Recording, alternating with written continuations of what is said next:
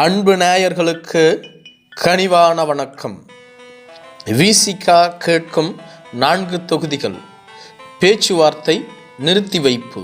வரும் 2024ஆம் ஆண்டு நாடாளுமன்ற தேர்தலுக்கான திமுக கூட்டணியில் தொகுதி பங்கீடு பேச்சுவார்த்தை தொடர்ந்து நடைபெற்று வருகிறது. இதில் முதல் கட்ட பேச்சுவார்த்தையில் காங்கிரஸ் கட்சி, கம்யூனிஸ்ட் கட்சிகள், விடுதலை சிறுத்தைகள் கட்சி, மதிமுக, கொங்கு தேசிய மக்கள் கட்சி, மனிதநேய மக்கள் கட்சி, இந்திய யூனியன் முஸ்லீம் லீக் கட்சி, மனிதநேய மக்கள் கட்சி போன்ற கட்சிகளுடனான பேச்சுவார்த்தை முடிவு பெற்றது. தற்பொழுது காங்கிரஸ், கம்யூனிஸ்ட், மதிமுக போன்ற கட்சிகளோடு 2வது கட்ட பேச்சுவார்த்தையானது தொடர்ந்து நடைபெற்று வருகிறது. முதல் கட்ட பேச்சுவார்த்தையில் ஈடுபட்ட விடுதலை சிறுத்தைகளுடன் 2வது கட்ட பேச்சுவார்த்தையானது நிறுத்தப்பட்டுள்ளது. இதற்கான விளக்கத்தை கூட்டுறவுத்துறை அமைச்சரான திரு பெரியசாமி அவர்கள் கூறியுள்ளார். விடுதலை சிறுத்தைகள் கட்சி முதல் கட்ட பேச்சுவார்த்தையிலேயே 4 தொகுதிகளை கேட்டது. அதாவது 2 தனி தொகுதிகளையும் 2 பொது தொகுதிகளையும் கேட்டது. மீண்டும் அவர்களோடு பேச்சுவார்த்தை நடத்தும் பட்சத்தில் அவர்கள் 4லிருந்து 3லேயே இருப்பார்கள். இதனால் பேச்சுவார்த்தையில் முன்னேற்றம் ஏற்படாது. எனவே மற்ற கட்சிகளோடு பேச்சுவார்த்தையை முடித்துவிட்டு மீண்டும் விடுதலை சிறுத்தைகளுடன் பிப்ரவரி மாதம் 12ஆம் தேதிக்கு மேல் பேச்சுவார்த்தை நடைபெறும் என்று கூறினார். இதனுடைய அடிப்படையில் திமுக கூட்டணியில் அங்கம் வகிக்கும் காங்கிரஸ் கட்சி சென்ற முறை 10 இடங்களில் போட்டியிட்டது. அதில் 9 இடங்களை வெற்றி பெற்றது. தற்பொழுது காங்கிரஸ் கட்சி 12 இடங்களை கேட்டு வருகிறது. ஆனால் திமுகவோ 7 இடங்களுக்கு மேல் தர முடியாது என்று பிடிவாதமாக உள்ளது. இதேபோன்று கம்யூனிஸ்ட் கட்சிகள் சென்ற முறை 2 தொகுதிகளில் போட்டியிட்டன.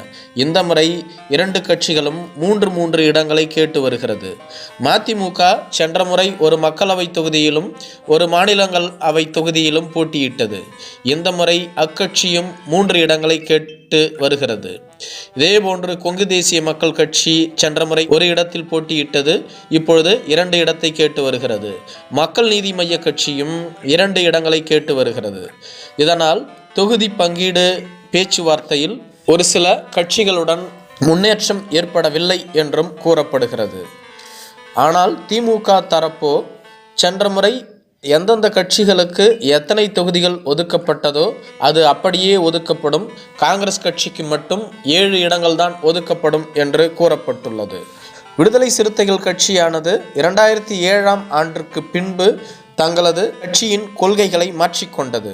அதற்கு முன்பாக தலித் கட்சி என்று கூறப்பட்ட விடுதலை சிறுத்தைகள் கட்சியானது 2007க்கு பின்பு அனைத்து சாதியினருக்குமான கட்சி என்று தன்னை அடையாளப்படுத்திக் கொள்வதற்காக அனைத்து தரப்பு மக்களையும் கட்சியில் இணைத்து கொண்டது. இதனால்தான் 2016ஆம் ஆண்டு பொது தேர்தலிலிருந்து பொது தொகுதிகளையும் பெற்று அதிலும் போட்டியிட்டு வருகிறது. 2021ஆம் ஆண்டு நடைபெற்ற சட்டமன்ற தேர்தலின் பொழுது விடுதலை சிறுத்தைகள் கட்சியானது 4 தனி தொகுதிகளிலும் 2 பொது தொகுதிகளிலும் போட்டியிட்டது. காட்டுமன்னார் கோவில் தனி, வானூர் தனி, செய்யூர் தனி, அரக்கோணம் தனி தொகுதி, திருப்போரூர் பொது தொகுதி, நாகப்பட்டினம் பொது தொகுதிகளில் போட்டியிட்டது. அதாவது 4 தனி தொகுதி 2 பொது தொகுதி என்ற விகிதத்தில் போட்டியிட்டது. இதில் காட்டுமன்னார் கோவில் தனி தொகுதியில் விடுதலை சிறுத்தைகள் கட்சியினுடைய பொதுச் செயலாளரான திரு சிந்தனை செல்வன் அவர்கள் போட்டியிட்டு வெற்றி பெற்றார். செய்யூர் தனி தொகுதியில் திரு பனையூர் பாபு அவர்கள் போட்டியிட்டு வெற்றி பெற்றார்கள். வானூர் தனி தொகுதியில் போட்டியிட்ட விடுதலை சிறுத்தைகள் கட்சியின் திரு வன்னி அரசு அவர்கள் தோல்வியடைந்தார்கள். அரக்கோணம் தனி தொகுதியில் விடுதலை சிறுத்தைகளின் கட்சியின் சார்பில் திரு கௌதம சன்னா அவர்கள் தோல்வியடைந்தார்கள்.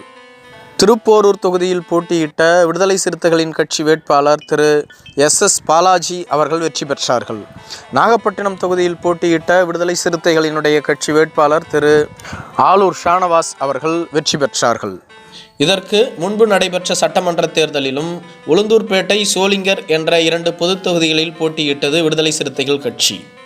எனவேதான் இந்த முறை கண்டிப்பாக ஒரு பொது தொகுதியாவது வேண்டும் என்று கேட்டு வருகிறது. விடுதலை சிறுத்தைகள் கேட்கும் தொகுதிகளாக கூறப்படுவது சிதம்பரம், விழுப்புரம், கள்ளக்குறிச்சி, திருச்சி என்று கூறப்படுகிறது. ஆனால் சிதம்பரம், விழுப்புரத்தை ஒதுக்காத பட்சத்தில் அதற்கு பதிலாக காஞ்சிபுரம், திருவள்ளூரை ஒதுக்கலாம் என்று கூறப்படுகிறது. விடுதலை சிறுத்தைகள் இறுதியாக எதிர்பார்ப்பது 3 தொகுதிகளையாவது, அதாவது 2 தனி தொகுதிகளையும் ஒரு பொது தொகுதியையும். சிதம்பரம், விழுப்புரம் அல்லது காஞ்சிபுரம், திருவள்ளூர், கள்ளக்குறிச்சி அல்லது திருச்சி இந்த 6 தொகுதிகளில் 2 தனி தொகுதிகளையும் ஒரு பொது தொகுதியையும் கேட்டு வருகிறது விடுதலை சிறுத்தைகள் கட்சி. விடுதலை சிறுத்தைகள் கட்சி கடந்து வந்த பாதை 1982ஆம் ஆண்டு மகாராஷ்டிராவில் தொடங்கப்பட்ட விடுதலை சிறுத்தைகள் என்ற கட்சியானது தமிழகத்தில் மதுரையில் திரு மலைச்சாமி என்பவரால் உருவாக்கப்பட்டது. இவர் இறப்புக்கு பின்பு திருமாவளவன் அவர்கள் இக்கட்சியினுடைய தலைவரானார். 1999ஆம் ஆண்டு தமிழ் மாநில காங்கிரஸ் கட்சியினுடைய அப்பொழுதைய தலைவராக இருந்த திரு மூப்பனார் அவர்கள்தான் திருமாவளவனை தேர்தல் அரசியலுக்கு கொண்டு வந்தார்.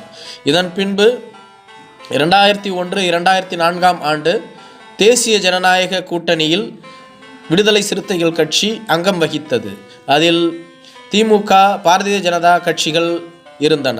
2004-2006ஆம் ஆண்டு மக்கள் கூட்டணியோடு கூட்டணி வைத்து போட்டியிட்டது.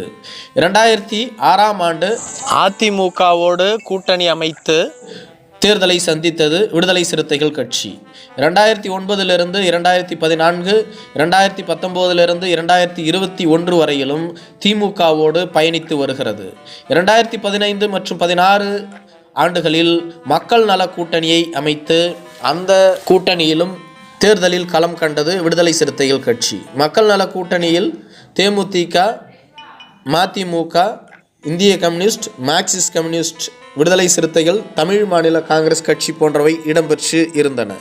தற்பொழுது விடுதலை சிறுத்தைகள் கட்சிக்கு 2 எம்பிக்கள் உள்ளார்கள். அதில் ஒருவர் விடுதலை சிறுத்தைகள் கட்சியினுடைய பொதுச் செயலாளரான திரு துரை ரவிக்குமார் அவர்கள் விழுப்புரத்தில் திமுகவின் சின்னத்தில் நின்று போட்டியிட்டு வெற்றி பெற்றார். அக்கட்சியின் தலைவரான திரு தொல் திருமாவளவன் அவர்களோ சிதம்பரம் தனி தொகுதியில் பானை சின்னத்தில் போட்டியிட்டு வெற்றி பெற்றார். 2021ஆம் ஆண்டு நடைபெற்ற சட்டமன்ற தேர்தலில் விடுதலை சிறுத்தைகள் கட்சிக்கு 4 சட்டமன்ற உறுப்பினர்கள் கிடைத்தார்கள்.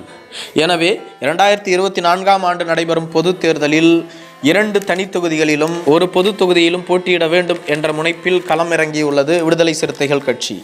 சமீபத்தில் தான் விடுதலை சிறுத்தைகள் கட்சியில் லாட்ரி மார்டினின் மருமகன் திரு அர்ஜுன் ரெட்டி அவர்கள் சேர்ந்தார். இவர் பிரபல தொழில் அதிபர் ஆவார். இவர் பெரும்பாலும் பொது தொகுதியில் போட்டியிடுவதற்கான வாய்ப்புகள் இருப்பதாக அரசியல் விமர்சகர்கள் கூறி வருகிறார்கள். எனவேதான் விடுதலை சிறுத்தைகள் கட்சி பொது தொகுதி ஒன்றை தொடர்ந்து கேட்டு வருவதாகவும் கூறப்படுகிறது. திமுக தரப்பில் இதுவரையிலும் அதற்கான சரியான பதில் கூறப்படவில்லை. பிப்ரவரி மாதம் 12ஆம் தேதிக்கு பின்புதான் பேச்சுவார்த்தை நடத்தப்படும் என்றும் கூறப்பட்டுள்ளது. ஒருவேளை திமுக 3 தொகுதிகளை விடுதலை சிறுத்தைகள் கட்சிக்கு ஒதுக்கினால் அதில் 2 தனி தொகுதிகள், ஒரு பொது தொகுதி இருக்கும். சென்ற முறை விடுதலை சிறுத்தைகள் கட்சி சிதம்பரம் மற்றும் விழுப்புரம் என்ற 2 தனி தொகுதிகளில் போட்டியிட்டு இருந்தது. அதில் சிதம்பரம் தொகுதியில் அக்கட்சியினுடைய தலைவரான திரு தொல் திருமாவளவன் அவர்களே போட்டியிட்டார் பானை சின்னத்தில். விழுப்புரம் தொகுதியில் அக்கட்சியினுடைய பொதுச் செயலாளரான திரு துரை ரவிக்குமார் அவர்கள் உதயசூரியன் சின்னத்தில் போட்டியிட்டிருந்தார். இம்முறை இந்த 2 தொகுதிகள் வழங்கப்பட்டால் அதில் இதே வேட்பாளர்கள் தான் போட்டியிடுவார்கள், அவர்கள் பானை சின்னத்தில் தான் போட்டியிடுவார்கள் என்றும் கூறப்படுகிறது. அதே சமயத்தில் கள்ளக்குறிச்சியோ திருச்சியோ இந்த 2இல் ஒரு பொது தொகுதியை ஒதுக்கப்பட்டால் அதில் அர்ஜுன் ரெட்டி அவர்கள் போட்டியிடுவார் என்று கூறப்படுகிறது. பொறுத்திருந்து பார்ப்போம். நன்றி.